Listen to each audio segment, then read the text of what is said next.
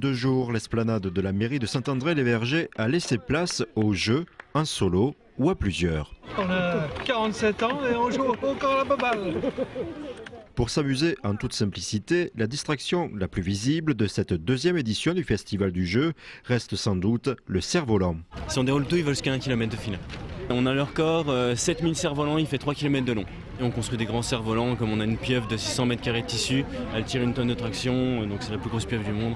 On s'amuse à faire plein de records comme ça. On tourne dans le monde entier, je suis champion de monde cerf-volant depuis 92 ans. Nous sommes là ici pour apprendre aux enfants comment on fait voler le cerf-volant, comment on fabrique un cerf-volant. Pour 10 centimes, on peut jouer pendant des heures et des heures. Avec aucun jeu au monde, on ne peut pas jouer pendant des heures et des heures. Avec le cerf-volant, oui.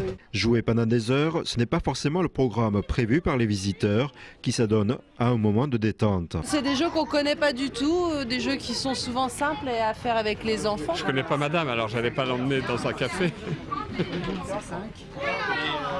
Il n'existe que 2 festivals du jeu dans la région. 5 éditeurs professionnels ou artisans ont été invités à présenter et tester leur dernière création. On a une filière américaine, on est distributeur européen.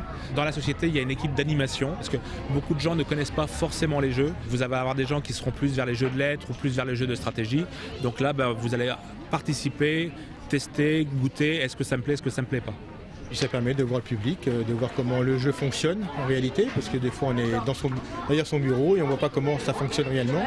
Il y a plus de 600 jeux édités par an en France. Pour qu'un jeu soit édité et qu'il marche, c'est pas facile.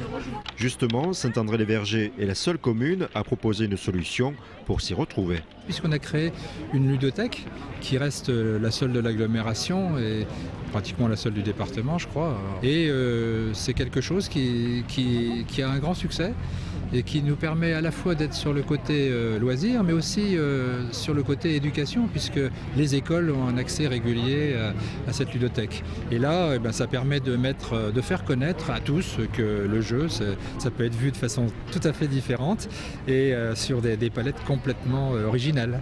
Des retombées, en tout cas, il y a des gens qui viennent nous voir pour nous demander des renseignements ou alors pour avoir des jeux qu'ils ont découverts sur le festival, qui ne pensaient pas que ces jeux-là existaient.